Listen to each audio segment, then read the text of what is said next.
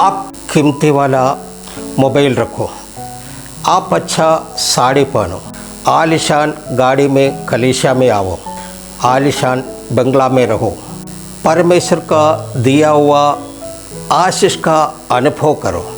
ये सब कुछ अच्छा है, लेकिन उसके द्वारा कीमत चुकाकर कलीसिया में आया हुआ सच्चाई और आत्मा में आराधना करने वाले किसी विश्वासी को ठोकर नहीं लगना चाहिए। सबको जय मसीह। पिछले एपिसोड में कमज़ोरों को ठोकर खिलाने वाले लोगों के बारे में बता रहे थे। ऐसे ठोकर खिलाने वाले हमारा कलीसिया का अंदर में भी है। आगे इसके बारे में कुछ उदाहरण बताना चाहते हैं। वचन में लिखा है, क्योंकि यदि कोई तुच्छ ज्ञानी को मूरत के मंदिर में भोजन करते देखो और वह निर्बल जन हो, तो क्या उसके विवेक में मूरत के सामने बेली की हुई वस्तु खाने की हियाव ना होगा? तेरे ज्ञान के कारण वो निर्बल भाई जिसके लिए यीशु मसीह मरा नाश हो जाएगा। ऐसे भाइयों का अज्ञानता के कारण अपराध करने से, उनके निर्बल विवेक को चोट देने से तुम मसीह की अपराधी ठहरोगे। यीशु मसीह से अपराध करने वाला स्वर्ग का राज्य में प्रवेश करेगा नहीं। इसलिए उद्धार पाया हुआ लोग, बपतिस्मा लिया हुआ लोग, संगति रखने वाले लोग, पवित्र जीवन बिताने वाले लोग जहाँ नहीं जाना चाहिए वहाँ पर नहीं जाना है, जहाँ नहीं बैठना चाहिए वहाँ पर नहीं बैठना है। अलगाव का आचरण करने वाले लोग जिस संगति को उन्होंने छोड़ा है, वापस उस जगह पर नहीं जाना है। वो चाहे विश्वासी हो, पास्टर हो या फिर प्रेरित। इसलिए भजन संहिता लिखने वाले ऐसे लिखा है, भजन संहिता पहला वाक्य, क्या ही धन्य है वो पुरुष जो दुष्टों की युक्ति पर नहीं चलता और न पापियों के मार्ग में खड़ा होता और न ठट्टा करने वालों की मंडली में बैठता है। तो आप पूछ सकते हैं, फिर कहाँ रहेंगे?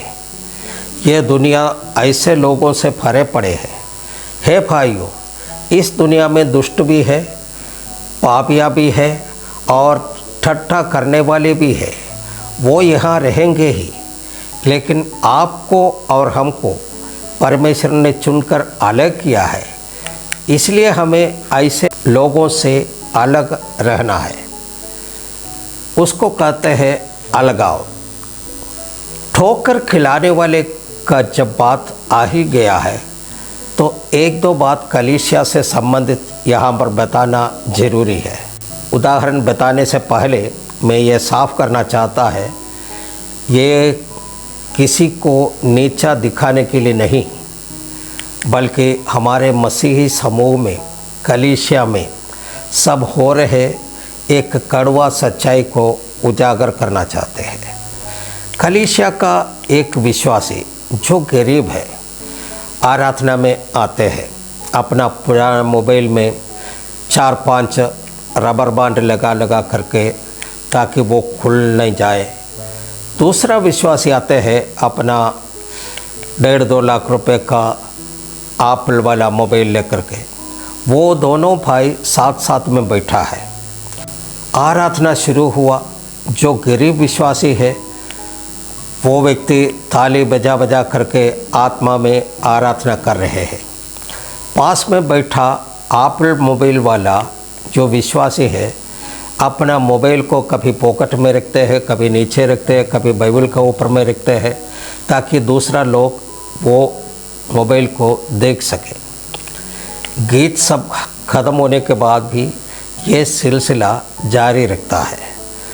तब जो गरीब विश्वासी वो धनी विश्वासी का मोबाइल देख लेते हैं, तो उनका मन में क्या विचार आएगा? वो अपने मोबाइल में ले करके ये सोचेंगे कि मैं कब ऐसा एक मोबाइल ले पाऊँगा। एप्पल मोबाइल वाला विश्वासी का ध्यान अपने मोबाइल में ही है, लेकिन गरीब विश्वासी जो आत्मा में आराधना कर रहे थे उनका मन विचलित हो गया। आराधना के बाद प्रभु भोज का समय आया। एप्पल स्मार्टफोन वाले के पास पास्टर रोटी लेकर के आते हैं, मोबाइल में नहीं व्हाट्सएप में है। पास्टर उनका कंधे पर थपथपा करके बोले है रोटी आ गया। सी यू लेटर करके एक मैसेज डाल देता है। उसके बाद तुरंत हड़बड़ा करके गाना गाने लगता है, क्रूस पर ये है को लहलुहा। में पूछना चाहते हैं, ये विश्वासी कभी वो क्रूस पर लटका हुआ व्यक्ति को देखा है, उनके बारे में जाना है? यह भी एक तरह का ठोकर खिलाने वाली बात हो गया है। एक और उदाहरण बताते हैं। मैं एक पास्टर हूँ, इसलिए देखा हुआ बात को बताते हैं। एक अमेरिका से आई बहन 50,000 रुपये वाली साड़ी, वो चमकने वाली है, वो पहन करके कलीसिया में आई। आराधना शुरू हुआ। ये बहन सिर से साड़ी का पल्लू कभी नीचे गिरता है तो कभी ऊपर गिरता है, मैंने उसको संभालने में लगे हुए हैं। उसके बाद पल्लू निकाल करके उसको फैला करके ओढ़ते हैं ताकि वो दूसरे देख पाए। कितना महंगा साड़ी है। थोड़ी देर बाद अमीरों के घर में बर्तन मांजने वाली एक बहन, जो फटी पुरानी है लेकिन साफ़ सुथरा है, पहन कर आई है, और वो जो अमेरिका वाली बहन की बगल में बैठी। आराधना चल रहे हैं। अमेरिका वाली बहन का सिर से पल्लू गिरता है, फिर उठा करके रखता है। उनका ध्यान पूरा साड़ी पर है। तो बगल में बैठी गरीब बहन के मन में क्या विचार आएगी, मैं ऐसा एक साड़ी इसी जीवन में तो पहन पाएगी कि नहीं, ये भी पता नहीं है। ये अमेरिका वाली बहन बर्तन मांजने वाली बहन के लिए एक ठोकर का कारण बन रही है। आपको पता है, हम लोग बिहार का, यूपी का, झारखंड का, सब जगह गांव-गांव में जाकर के सुसमाचार सुनाते हैं, आराधना में शामिल होते हैं, सब करते हैं। तो बहुत जगह ऐसे देखा है, विश्वास के कारण पति से मार खा करके कलीसिया में आने वाली महिलाओं को, विश्वास के कारण पति का टुकराया हुआ महिलाओं को हम जानते हैं जो कलीसिया में आते हैं। अपने विश्वास के कारण अपनी मंगलसूत्र उतार करके फेंकने वाली महिलाओं को भी हम जानते हैं जो कलीसिया में आती है। ऐसे ऐसे कीमत चुकाया हुआ लोग कलीसिया में आते हैं तो उनको ठोकर खिलाने वाली बात नहीं होना चाहिए।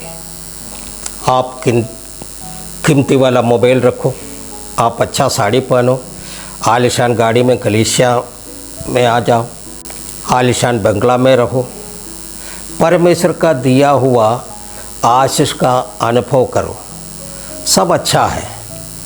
लेकिन उसके द्वारा कीमत चुकाकर कलीसिया में आया हुआ सच्चाई और आत्मा में आराधना करने वाली किसी विश्वासी को ठोकर नहीं लगना चाहिए। मुझसे सुनने वाले कोई पास्टर है तो उनको एक सलाह देना चाहते हैं।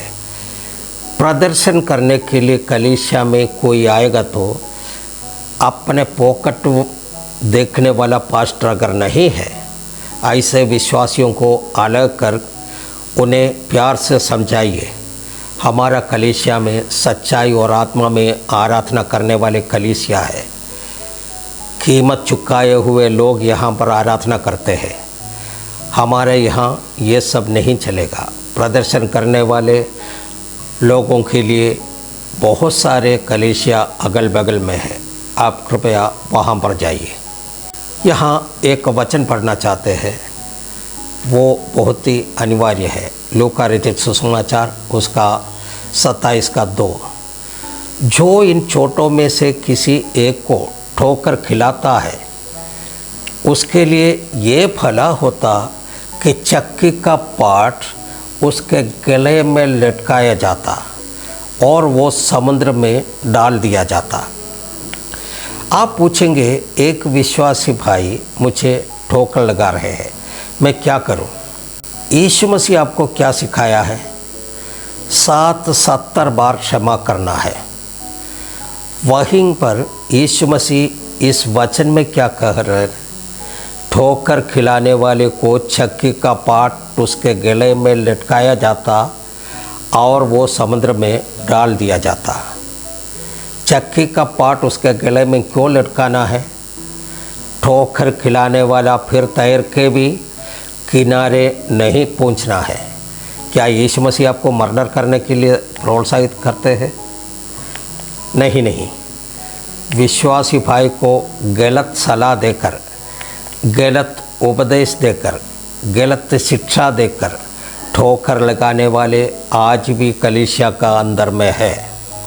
ऐसे लोगों को कलीसिया से बाहर निकालना है, तभी वो यीशु मसीह का दुल्हन बन सकता है।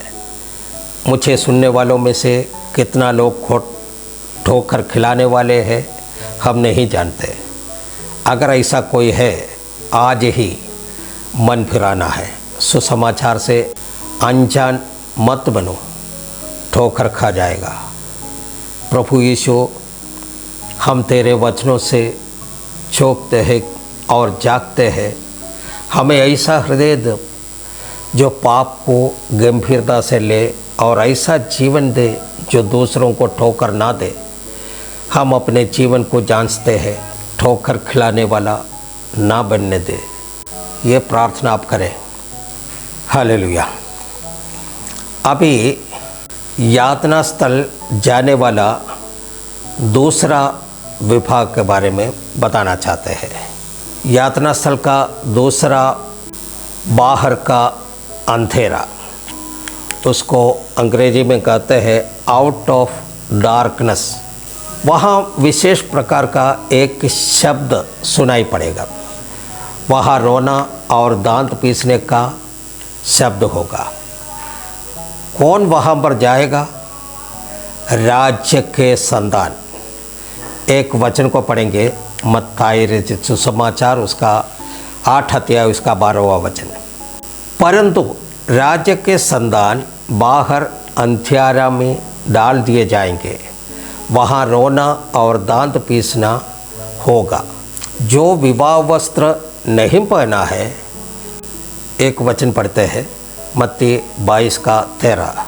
तब राजा ने सेवकों से कहा, इसके हाथ पांव बांधकर उसे बाहर अंधियारा में डाल दे, वहाँ रोना और दांत पीसना होगा।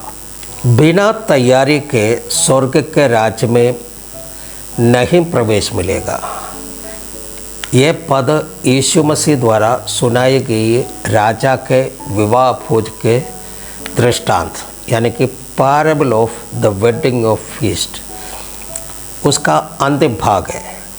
ये दृष्टांत स्वर्ग राज्य के बारे में गहराई से सिखाता है।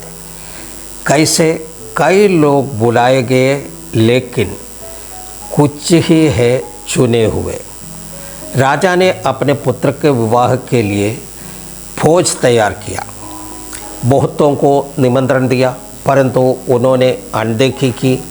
अंत में उसने सड़कों से लोगों को बुलाया। जब भोज आरंभ हुआ तो राजा ने देखा कि एक व्यक्ति बिना विवाह का वस्त्र पहने आया है। उसी पर यह दंड आता है, हाथ पांव बांधकर इसे बाहर अंधकार में फेंक दो। हाथ पांव बांधकर, इसका मतलब ये है, उसको ये दर्शाता है कि अब उस व्यक्ति के पास कुछ भी करने की आज़ादी नहीं बची है।